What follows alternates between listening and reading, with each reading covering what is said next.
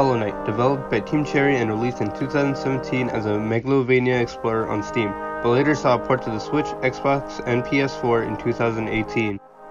The game was a proper gem of the year, gaining critical acclaim, and it deserved it.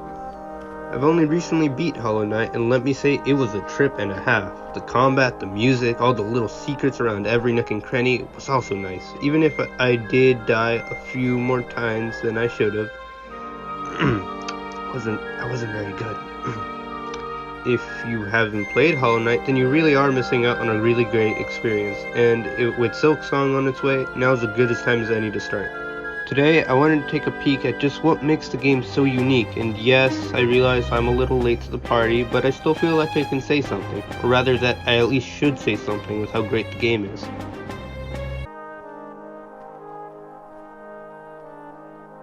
They are very good.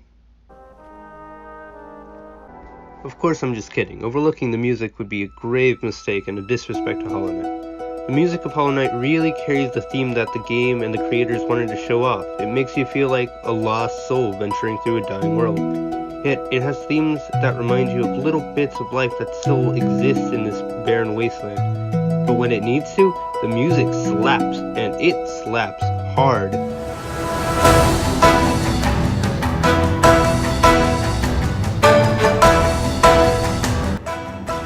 During boss fights, the themes turn into an orchestra that eggs you on, so even if you take a loss after loss, you'll go back, and when you finally do,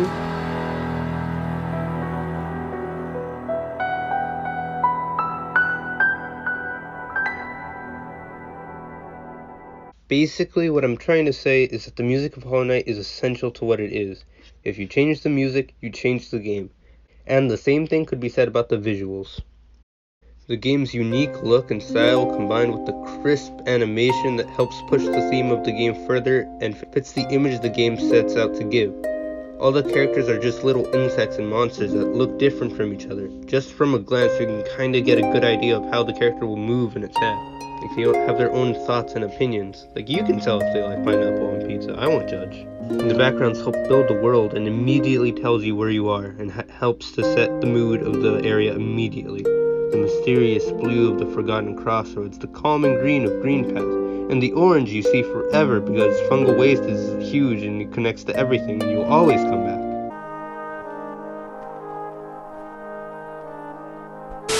Welcome to the Salty Spittoon. How tough are you? The game is really tough. That's not a secret. The people who did not like Hollow Knight complain mostly about its difficulty, saying the game that should have an easy mode. But I have to disagree with this. Part of Hollow Knight's identity is its difficulty. Every single time you die, it's supposed to make you mad, but specifically, it should make you think, next time I will beat the boss, next time I will find the pattern, next time I will win. The game wants you, the player, to learn. It wants you to improve and overcome the challenges. If that's not your cup of tea, then you always have the choice to come back to the game later.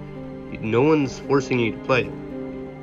I only recently beat Hollow Knight because I got really mad at one part of the game and started playing something else, but you can always come back later to try and overcome what the game throws at you at some other time. The little puzzles in the game are just that, very little. They seem difficult, but once you get the feel for it, you can memorize the enemy's attack patterns, you can do that jump that you said was giving you trouble, and you can win at the game.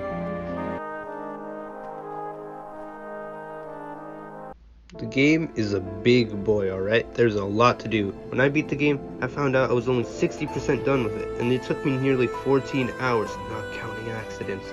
And to have a game so big and filled with places and enemies to see, yet still have a clear goal, is pretty darn good. The only issue I ever really had with the exploration was that I got really lost a lot. Like a lot, causing me to backtrack everywhere. But that was more so on me than it was the game. Some people could argue that it was because of the Metroid part in Metroidvania, but I think that's being unfair to Hollow Knight. Because of my own lack of grace. So now that all that's been said, I just wanted to leave it at this. If you haven't played the game, I suggest that you give it a go. It might seem difficult at first, but I promise you, if you see it through to the end, you won't regret it. And if you have played but got mad or just simply started playing something else, pick it back up, give it another go. Maybe you won't get it the next time you play it, but eventually you will win if you keep at it. Hollow Knight is one of the first games that I've ever interested me in replaying the entirety of it, even more so speedrunning it for that matter. For the price, it has a lot of meat on its bones, and I wouldn't want the game to be any other way. I'm really excited for Silksong, and I'm also prepared to go commit seppuku, because goddamn those games are hard. Or I guess I'm just a really bad gamer. Anyways, that's it.